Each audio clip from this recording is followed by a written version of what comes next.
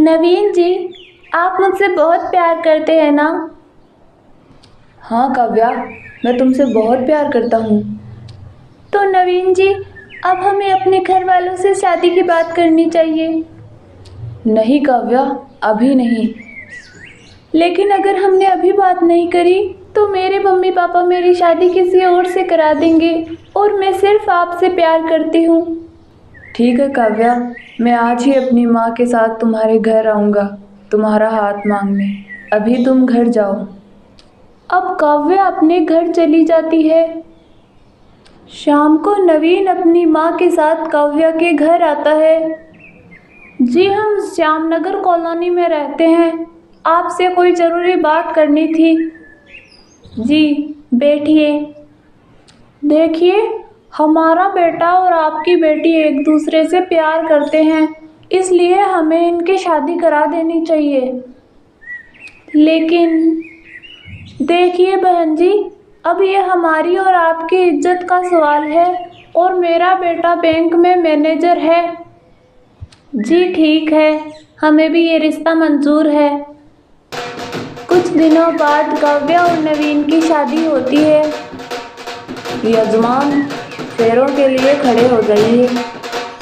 जब नवीन और काव्या फेरों के लिए खड़े होते हैं तब उनके पीछे नवीन के 4 भाई और खड़े हो जाते हैं। नवीन, ये सब क्या है? तुम्हारे भाई दूल्हे के कपड़ों में क्यों है? अरे बहू, तुम इतनी ज़्यादा क्यों चौंक रही हो? जैसे तुम्हें कुछ पता ही नहीं है। तुम्हारी शादी मेरे 4 बेटों के साथ हो रही है ताकि हमारे घर में कभी लड़ाई नहीं हो। और ये हमारे गांव की प्रथा है कि सारे भाई मिलकर एक ही लड़की से शादी करते हैं। ये सुनते ही काव्या बेहोश हो जाती है।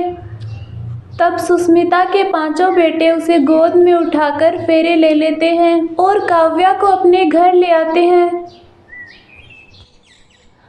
जब काव्या की आंख खुलती है तब उसके 5 पति उसके पास ही बैठे होते हैं।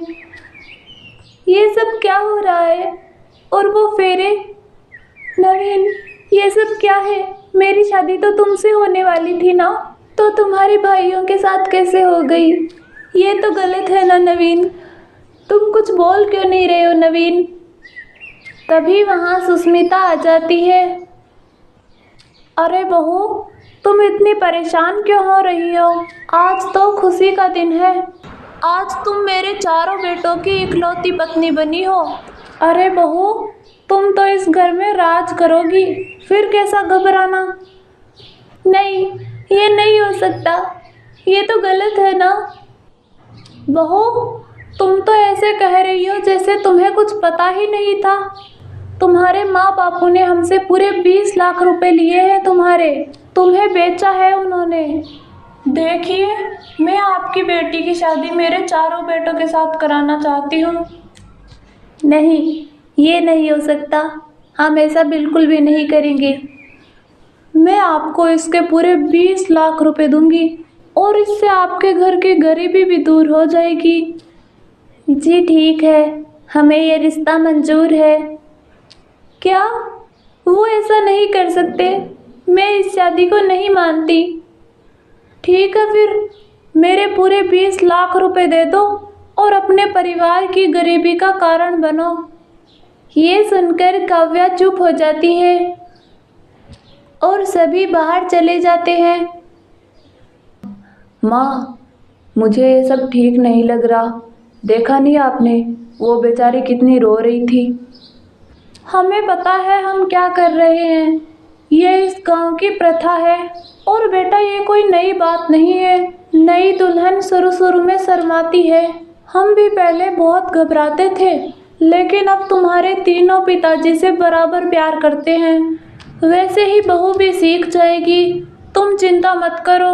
आज तो हमारे लिए इतना बड़ा खुशी का दिन है। तुम सब जश्न मनाओ। हाँ माँ, ये हुई ना बात। बेटा, तुम सबसे छोटे हो, तुम्हारा नंबर सबसे आखिरी में आएगा। ये क्या बात हुई? कोई बात नहीं विनीत, 4 रातों की ही तो बात है। तो भैया, तैयार हो ना, या किसी की मदद की ज़रूरत है? भैया को बड़ा होने का फ़ायदा मिलता है। अब किशोर काव्या के कमरे में चला जाता है। इस तरह पहली रात काव्या किशोर के साथ बिताती है। अगली सुबह। बहू, तुम चिंता क्यों करती हो? मैं हूं ना तुम्हारे साथ। तुम बस मेरे चारों बेटों को अच्छे से समझ लो। अब सब नाश्ते के लिए बैठते हैं। तभी काव्या का सबसे छोटा पति उसे गलत तरीके से छूता है, लेकिन वो कुछ नहीं बोल पाती। खाने के बाद काव्या नवीन के पास जाती है। नवीन, तुम ऐसा क्यों कर रहे हो? तुम तो मुझसे प्यार करते हो ना, तो फिर ये सब? नवीन, तुम कैसे किसी और के साथ मुझे बांट सकते हो? मैं केवल तुमसे प्यार करती हूँ। देखो काव्या, अब मैं कुछ नहीं कर सकता और मैं भी इस प्रथा का सम्मान करता हूँ। मैं इस घर को छोड़कर कहीं नहीं जा सकता। रात को नवीन काव्या के कमरे में जाता है। काव्या बहुत खुश होती है। वो दोनों बहुत सारी बातें करते हैं और सो जाते हैं। अगली सुबह। मैं नवीन जी के अलावा और किसी से प्यार नहीं कर सकती। अब मुझे ही कुछ करना पड़ेगा। अब देखना सासू माँ, मैं कुछ ऐसा करूँगी कि तुम्हारे चारों बेटे ही मेरे लिए लड़ेंगे। अब काव्या सबके लिए अच्छा अच्छा खाना बनाती है। अरे वाह बहू, आज का खाना तो बहुत अच्छा है। माँ जी, आज मैंने जतीन जी के पसंद का खाना बनाया है, क्योंकि आज रात तो इन्हीं की बारी है। जतीन जी, आपको तो मैं अपने हाथों से खाना खिलाऊंगी। ये सब देख के सुस्मिता के बाकी बेटों को जलन होती है। अब काव्या कभी जतीन के साथ प्यार करती तो कभी किशोर के साथ। ये सब देख के नवीन को बहुत जलन होती। ऐसे ही एक दिन, किशोर बेटा, आज तो सर में बहुत दर्द हो रहा है। क्या हुआ माँ, कुछ गलत खा लिया था क्या? बेटा, बहू का अचानक से इतना बदल जाना कुछ अटपटा सा लग रहा है। कल तक तो वो मान ही नहीं रही थी और आज अचानक इतना बदलाव। माँ, काव्या समझदार लड़की है। उसको भी समझ में आ गया होगा कि उसके लिए क्या सही है, इसलिए आप चिंता मत कीजिए। वो जो भी हो, लेकिन तुम उस पर नज़र रखना। हाँ माँ। अगली सुबह काव्या अपने चौथे पति पुनीत के लिए स्पेशल चाय बनाती है। सुनिए जी, आज आप तैयार रहना, आज आपकी ही बारी है। हाँ ज़रूर। यह देखकर नवीन को बहुत जलन होती है। तभी वहाँ किशोर आता है। काव्या, मैं ऑफिस जा रहा हूँ। हाँ, मैं आपका टिफ़िन लेके आती हूँ। काव्या किशोर को टिफ़िन देती है, लेकिन नवीन को नहीं देती और नवीन ऐसे ही ऑफिस चला जाता है। तब काव्या की सास उससे कहती है, बहू, ये सब क्या है? माँ जी, आपको कोई काम है क्या? अगर नहीं है तो अभी मैं जाती हूँ। वो क्या है ना, आज अजय जी के साथ बारी है मेरी, इसलिए मैं अपना कमरा सजा रही थी। बहू, तुम जो कर रही हो वो मैं सब समझ रही हूँ। मैंने क्या किया माँ जी? मैं तो वही करती हूँ जो आपने कहा। मैंने कहा था ना कि मेरे बेटों को एक समान रखना। मम्मी जी, मैं तो पूरी कोशिश करती हूँ, लेकिन आपके बेटे ही एक दूसरे से जलते हैं, तो मैं क्या करूँ? बहू, मैं बेवकूफ़ नहीं हूँ। यह सब तुम्हारा रचा हुआ षड्यंत्र है। षड्यंत्र रचने की क्या ज़रूरत है माँ जी?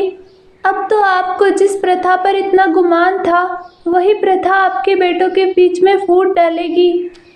शाम को जब किशोर आता है, तब सुस्मिता उसको सारी बात बताती है। बेटा, अब हमें ही कुछ करना होगा, वरना ये हमारे घर को बर्बाद कर देगी। हाँ माँ, मैं कुछ करता हूँ। अगली सुबह काव्या मंदिर के लिए जाती है। तभी पीछे से एक आदमी उस पर हमला कर देता है। तभी जतीन उस आदमी को मारकर काव्या की जान बचाता है, लेकिन बाद में पता चलता है कि वो किशोर ही था। तभी वहाँ नवीन आ जाता है और जलन की वजह से जतीन को जान से मार देता है। उन लोगों की गलतियों की वजह से उनके 2 भाई मारे जाते हैं। अब काव्या और नवीन घर आ जाते हैं और वो अपनी सास को सारी बात बताती है। माँ जी, आपकी इस रूढ़िवादी प्रथा की वजह से आपके 2 बेटे मारे गए।